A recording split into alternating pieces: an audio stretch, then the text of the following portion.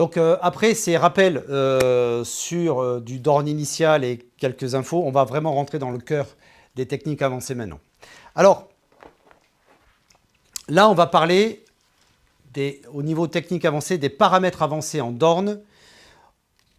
Premièrement, on va majoritairement travailler sur les apophyses épineuses. Je vous avais dit en Dorn initial qu'on pouvait travailler sur les transverses. On ne travaillera que sur les transverses au niveau des cervicales, parce que vu la syphose cervicale, on sent très peu les épineuses.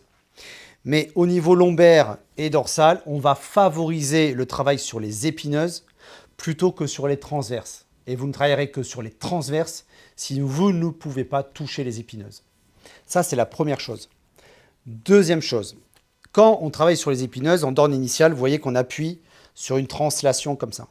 Dans ce sens-là, on va appuyer sur l'épineuse.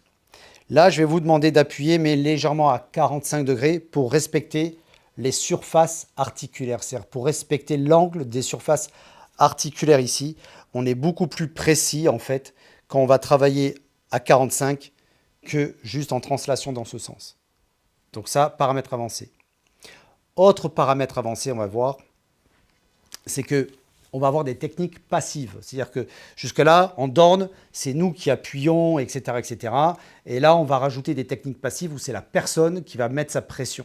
Donc ça, c'est quelque chose de très intéressant. Et après, on va pouvoir coupler du passif et actif pour justement rajouter de la puissance dans nos corrections. Troisième paramètre avancé, on va travailler sur 3 mouvements, sur 3 compressions.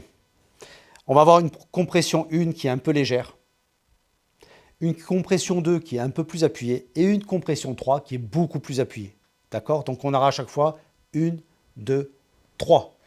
Là, on est vraiment dans l'efficacité parce que souvenez-vous, en Dorn initial, on appuyait et il fallait que la personne fasse 8-10 mouvements pour la correction. Là, non, on va faire compression 1, compression 2, compression 3. Et à chaque fois, vous allez graduer. D'accord? Voilà les 3 paramètres, les 3 critères de technique avancée qu'on va voir tout le long du reste de la formation sur les corrections articulaires.